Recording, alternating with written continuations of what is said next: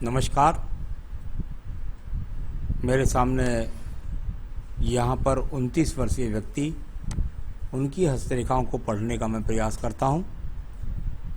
पहले उनकी उंगलियों के पर जो गतिविधि वर्तमान में चल रही है उनको ले लेते हैं, फिर उसके बाद आपके पर्वतों के बारे में बात करेंगे और फिर बात करेंगे आपके जीवन में जो रेखाएं हैं उनका क्या फल है। चलिए बात करता हूँ मैं यहाँ पर सबसे पहले कनिष्ठा उंगली के बारे में। कनिष्ठा उंगली की लंबाई जब सूर्य की उंगली के प्रति प्रथम पर्व तक ना पहुँचे तो अधिकांश व्यक्तियों के जीवन के अंतर्गत उतार चढ़ाव का सामना जीवन में करना पड़ता है। फिर व्यक्ति स्टेयर्स वाइज अपने जीवन के अंदर तरक्की उन्नति को चलता है। यहाँ आपका प्रथम पर्व, मानसिक पर्व पूरी तरीके से मजबूत है। आपकी याददाश्त अच्छी है, आपकी बुद्धि अच्छी है, आपकी सोच अच्छी है। इस बात को बिल्कुल स्पष्ट आपका प्रथम पर्व बताता है। सेकंड पर्वत जाना जाता है व्यक्ति के अंदर क्रोध के लिए, गुस्से के लिए, जल्दबाजी में गलत डिसीजंस के लिए, वो भी यहाँ पर बिल्कुल शांत है। आपके पास व्यवहारिक गुण भी पूरी तरीके से विराजमान है। तीसरा पर्व आपका धन का पर्व है। धन के पर्व पर भी कोई विशेष रूप से राहु रेखा का प्रभाव नहीं है। जो थोड़ी बहुत रेखा चमक रही हैं उनका 4-6 महीने आपके जीवन के अंदर प्रभाव और उसके बाद धन का आगमन शुरू। अब बात करता हूँ मैं यहाँ पर आपकी उंगली की, और वो है आपकी सूर्य की उंगली। जीवन के अंदर यश, मान, सम्मान, उन्नति, तरक्की, प्रमोशन, प्रगति, राज्य सरकार, बहुत सारे कर्मों के क्षेत्र के लिए जाना जाते हैं इसके कारक। प्रथम पर्व जाना जाता है इसका आँखों के रोगों के लिए, वो दिखाई नहीं देता। साथ ही साथ बीपी जैसे रोगों के लिए वो दिखाई नहीं देता। एक्सीडेंट्स के लिए वो दिखलाई नहीं देता। सेकंड पर्व अभी शून्य पर्व के रूप में विराजमान है। यानी शून्य पर्व जब व्यक्ति के पास में हो तो यहाँ पर इसका फल ऐसा जाना जाता है, ये ना खड़ी हुई रेखा है ना राहु रेखा है। यानी अभी मैं कह सकता हूँ कि भाई राज्य सरकार से संबंधित सहयोग की यहाँ पर रेखाएं खड़ी हुई नहीं मिलती है। कुल मिलाकर के कहीं ऐसा नहीं है कि आपको किसी प्रकार से कोई नकारात्मक रूप की बात करूं तो वो यहाँ पर दिखाई नहीं देता। थोड़ा बहुत अगर आप चाहें तो संविदा की जॉब के लिए प्रयास कर सकते हैं। तीसरा पर्व आपका परिवार से है, यानी कुल श्रेष्ठ परिवार से हैं और परिवार में आपका परिवार आपके साथ सहयोग के लिए भी खड़ा हुआ है। यहाँ पर बात करता हूँ मैं शनि की उंगली के बारे में। शनि की उंगली प्रथम पर्व जानी जाती है स्थायी रोगों के लिए। कोई भी स्थायी रोग नहीं है किसी भी प्रकार से। यहाँ पर सेकंड पर्व पर एक हल्की रेखा यहाँ पर दिखाई देती है। ये रेखा आपके जीवन के अंदर छोटी सी रह भी जाए या आगे ना भी, आगे और गहरी हो जाए, इसका तो गहरी हो जाए इसका तो खैर बुरा फल होता है। लेकिन जो हल्की रेखा यहाँ पर है इसका कारण कई बार होता है व्यक्ति अपनी शिक्षा के लिए या तो लोन ले गया हो। ऐसा नहीं होता तो व्यक्ति का अपने कार्य क्षेत्र के अंदर कुछ उसको बनाने के लिए कुछ लोन का सामना करना पड़ जाए, कुछ कर्ज लेना पड़ जाए। स्थायी कर्ज का कुछ नहीं है, आके धीरे से वो लोन कर्ज आपका समाप्त हो जाएगा। ऐसे संकेत इसके सेकंड पर्वत पर थे। तीसरा पर्व अपने परिवार को सही तरीके से संचालन करना धन के रूप से, तो वो अभी अच्छा नहीं है। यहाँ पर बात करता हूँ बृहस्पति की प्रथम पर्व के बारे में। कोलेस्ट्रॉल, शुगर के लिए देखा जाता है, साथ ही साथ पेट खराब जैसे रोगों के लिए देखा जाता है। वो यहाँ पर कोई संकेत नहीं है। सेकंड पर्वत पर पत्नी से संबंधों के लिए भी कोई माइनस रेखा यहाँ पर दिखाई नहीं देती। कुल मिलाकर पत्नी के साथ भी सामान्य रूप से तालमेल ठीक है। यहाँ पर संतान का सुख सहयोग भी आपको प्राप्त होगा। अब बात करता हूँ यहाँ पर मैं आपके पास में ये रेखाएं, डॉक्टर्स रेखाएं जिनको हम बोलते हैं, 3 से 4 रेखाएं जब ये हो जाती है तो इनको बोलते हैं हम डॉक्टर्स रेखाएं। कुल मिलाकर आपके जीवन के अंदर ये इतनी बुरी नहीं है। वर्तमान की स्थिति में धन के आगमन को, स्रोत को कम दर्शाती हैं, परंतु ऐसा नहीं है कि आप कर्म का प्रयास करें और आपको धन ना मिले। तो ये इस तरह की स्थिति है। जहाँ तक सूर्य पर्व के राज्य सरकार की नौकरी मिलने का योग है वो यहाँ पर अभी दिखलाई नहीं देता। आपका सवाल भी है इसलिए मैं बताता हूँ आपको। ये रेखा थोड़ी आड़ी गई, इसके साथ एक सहायक रेखा चली गई और इसके साथ में एक इधर की तरफ भी सहायक रेखा प्रगति का चिन्ह बनाने के लिए तैयार है। ये इसका मतलब क्या हुआ, जब सीधी रेखा नीचे से जाकर ऊपर के पर्व तक सही प्रकार से मिले, जो हमारे फॉर्मेशन होती है, जो हमारे गणित में पढ़ा जाता है, वो यहाँ पर दिखलाई नहीं देती।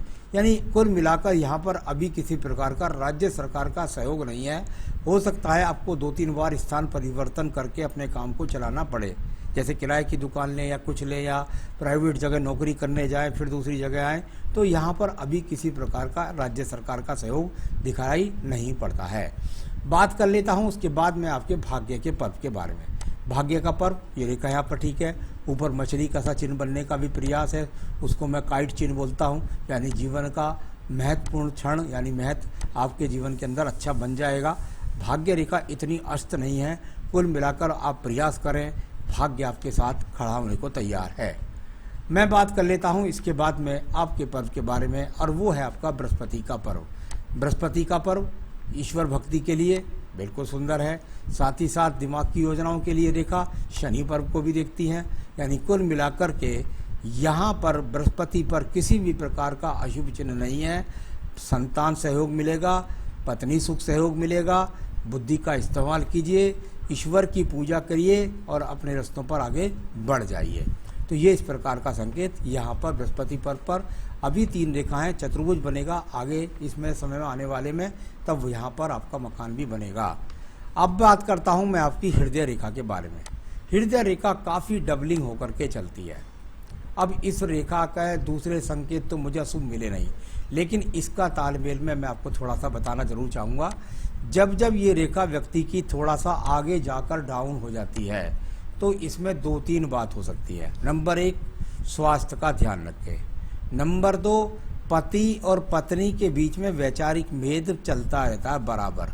रेखा बराबर बराबर चल रही है, कट रही है, अलगाव नहीं होगा, लेकिन थोड़ा सा वैचारिक मतभेद चलता रह सकता है। अहम का हो सकता है, योग्यता का हो सकता है। साथ ही साथ आगे जाकर के रेखा का जब झुकाव नीचे की तरफ हो जाए, तो कहीं ना कहीं पति को ऐसा भी लगता है या व्यक्ति को ऐसा भी लगता है कि मेरी पत्नी थोड़ा सा मेरे योग्य नहीं आई, चाहे वो रंग रूप में हो और चाहे वो आपकी शिक्षा के अनुरूप हो। तो ये इस तरीके से कह सकता हूँ।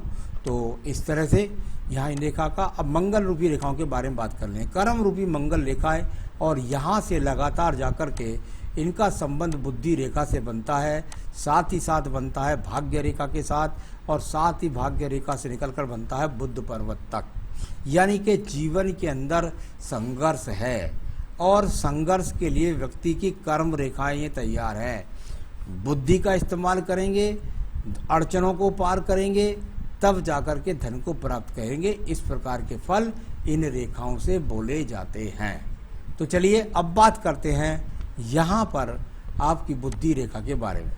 थोड़ा सा संघर्ष हुआ जीवन के अंदर, यहाँ से बुद्धि रेखा का बिल्कुल बैलेंस के साथ और थोड़ा सा दूर स्थान से मिलने का प्रयास। यानी ये रेखा अपने आप में बताती है कि ये अपने आप में बहुत बैलेंस बुद्धि रेखा है, और इस बुद्धि रेखा के द्वारा आप जो है अच्छे खासे जीवन के अंदर उन्नति तरक्की प्राप्त करेंगे। कोई नक्षत्र नहीं है, कोई काला चिन्ह नहीं है, किसी प्रकार का एक्स या काटने वाली राहु रेखा नहीं है। आप जीवन में इसका उपयोग करके बुद्धि से आगे बढ़ने वाले हैं। तो चलिए अब बात करता हूँ आपके सेकंड पर्व के बारे में। सेकंड पर्वत मंगल का क्षेत्र और 2 बड़ी रेखाओं का योग। यानी कि कुल मिलाकर जब इस प्रकार की रेखाएं हो जाएं, कभी कभी इनको कहते हैं मिलिट्री में हो आदमी व्यक्ति, या मंगल या डॉक्टर का काम करता हो, इस तरह का काम करना, तो थोड़ा सा ये दिखता है। किसी ऐसे विवाद से बचें जो जमीन से संबंधित हो, थोड़ा सा इशारा ये भी मैं आपको कहता हूँ। तो ये इस प्रकार का यहाँ पर इशारा साहसिक रेखाओं के रूप में ये रेखाएं आपके पास हैं। नीचे चंद्र पर्वत की स्थिति को देख लीजिएगा। चंद्र पर्वत की स्थिति से कोई भी विदेश से जुड़ने का योग नहीं है, किसी भी प्रकार से डिप्रेशन का योग नहीं है, किसी प्रकार के शराब नशे या इस तरह की बातों के लिए अगर बात करें तो वो भी यहाँ पर नहीं है। तो ये चंद्र पर्वत अपने आप में बताता है कि आपकी मानसिक स्थिति बहुत अच्छी तरीके से मजबूत दिखाई देती है। आइए बात करता हूँ मैं आपके यहाँ पर रेखा के बारे में, और वो है बुध रेखाएं। बुध रेखा यहाँ से थोड़ा संसाधन कम मिला परिवार से, ये आपके पास बुध रेखा और इस पर ये रेखा डबलिंग सोर्सेज करने वाली, यानी कुल मिलाकर छोटा मोटा कोई स्थान परिवर्तन हो सकता है, लेकिन आप बुद्धि के द्वारा सही रूप से अपने व्यवसाय को चला पाएंगे। तो ये हुआ इसका यहाँ इस प्रकार से लक्षण। अब बात करते हैं इसके बाद में आपकी यहाँ पर भाग्य रेखा के बारे में। भाग्य रेखा को देखेंगे तो आपको कई प्रकार से ये भाग्य रेखा दिखाई देगी। यहाँ पर सबसे पहले मैं इस रेखा के बारे में बात कर लेता हूँ। इस रेखा का संबंध हुआ, ये यहाँ तक 60 साल तक गई, यानी ऐसा हो सकता है कि आपकी जॉब में आपको संविदा की जॉब मिल जाए, या आप साथ ही साथ अपने काम के साथ साथ जॉब भी करते रहें, दूर स्थानों पे परिवर्तन करने के साथ साथ, क्योंकि इसके साथ में एक जबरदस्त सहायक रेखा लगी हुई है और ये सहायक रेखा आपके जीवन में जा रही है और भी लंबी। यानी कुल मिलाकर के यहाँ पर इस बात का ये लक्षण दिखाई देता है कि आप अपने जीवन में किसी साथ वाली जॉब के साथ साथ आप सरकारी नौकरी का तो अभी मुझे योग दिखता नहीं, थोड़ा देर लग सकती हो सकता है 4 से 5 साल बाद बन जाए, या तो वो दूसरी बात है, लेकिन यहाँ पर आपका अपना काम चलने का पूरा योग दिखाई देता है। दो सहायक रेखा कभी कभी व्यक्ति के जीवन के अंदर पति और पत्नी दोनों मिलकर के कमाते हैं, ऐसा भी जाना जाता है। तो ये अच्छा संकेत यहाँ पर आपकी भाग्य रेखा का जो बताता है कर्म कीजिए और लाभ उठाइए। अब बात करता हूँ मैं इसके बाद में आपके शुक्र पर्व के बारे में। शुक्र का पर्व संसाधनों का पर्व, और संसाधनों के पर्व पर अभी संसाधनों की कमी को दर्शाता है। जैसे संसाधन आप चाहते हैं अभी वर्तमान में यहाँ पर नहीं है। ये मंगल रेखा आपके पास में लगभग आपको 35 वर्ष तक सपोर्ट करेगी, 35 से 38 वर्ष तक, यानी इस समय आपको सहायक रूप से व्यक्ति मिल जाएंगे और आपकी हेल्प करके आपको आगे बढ़ा देंगे। ये आपकी आयु रेखा है। यहाँ पर बात करता हूँ आयु रेखा की, तो ये आयु रेखा वो रेखा है जो बताएगी आपके जीवन के अंदर आपकी आयु, यानी कुल मिलाकर आयु रेखा 2 मुखी होने का प्रयास भी करती है। अभी तो मैं इसको बोलता हूँ कि 77 से 78 वर्ष की आयु रेखा है। यहाँ पर ये रेखाएं अभी अलग हैं, ये थोड़ा सा अलग रेखाएं हैं ये रेखा यहाँ पर। तो अभी इनको बहुत बड़ी आयु के बाद है उनके बारे में फल बताना, किसी को डराना ये अच्छा काम नहीं है। तो कुल मिलाकर यहाँ पर अब जो ऊपर को खड़ी हुई रेखा है आपकी, उनका फल मैंने बता दिया है, जिनसे आपको जीवन में तरक्की उन्नति मिलनी है और काफ़ी तरक्की उन्नति मिलनी है। ये जीवन के लगभग ऐसा समझ सकते हैं आप 45 में और लगभग 50वें वर्ष में आपको बहुत अच्छी तरक्की मिलेगी। तो ये यहाँ पर आपका सभी फल मैंने बताया। ऐसा भी संभव है कि 45वें वर्ष में जाकर आप अपना मकान बनाएं। तो चलिए अब आपके सवालों पर चलते हैं। सबसे पहले सवाल किया है आपने, मैंने BDS किया है, क्या मेरे गवर्नमेंट नौकरी के योग हैं? दूसरा सवाल ही साथ ही साथ मैं ले लेता हूँ आपका, मैं अपनी प्राइवेट क्लिनिक खोल लूँ, क्या मैं इसमें सक्सेस हो पाऊँगा? अब मैं आपको बताता हूँ, प्राइवेट सक्सेस 101% होंगे प्राइवेट सक्सेस में, और मैं समझता हूँ जिस दिन उसे कर लेंगे उस दिन नौकरी के बारे में सोचना भी बंद कर देंगे। आज से ही आपकी दशा अनुकूल है, आप अपनी प्राइवेट क्लिनिक खोलिए और उस पर चालू हो जाइए। दूसरी बात, मुझे लगता है अभी सरकारी नौकरी ना होकर के संविदा की जॉब शायद आपको मिल सकती है। अभी सरकारी नौकरी में मुझे कहीं कोई संकेत दिखलाई नहीं दिया, तो उसके संविदा की जॉब के साथ साथ अपनी प्रैक्टिस कर सकते हैं, या स्वयं की प्रैक्टिस से ही इतना संतुष्ट होंगे कि आप निश्चित रूप से बाद में सपने को भूल ही जाएंगे, नौकरी वाले को, सरकारी को। तो प्राइवेट खोल लीजिए, सक्सेस हो जाएंगे। मेरी आर्थिक स्थिति कैसे सुधरेगी और कब सुधरेगी? आपकी आर्थिक स्थिति सुधरने का समय आ चुका है। आप अपना काम चालू करिए और स्टेप बाय स्टेप बढ़िए।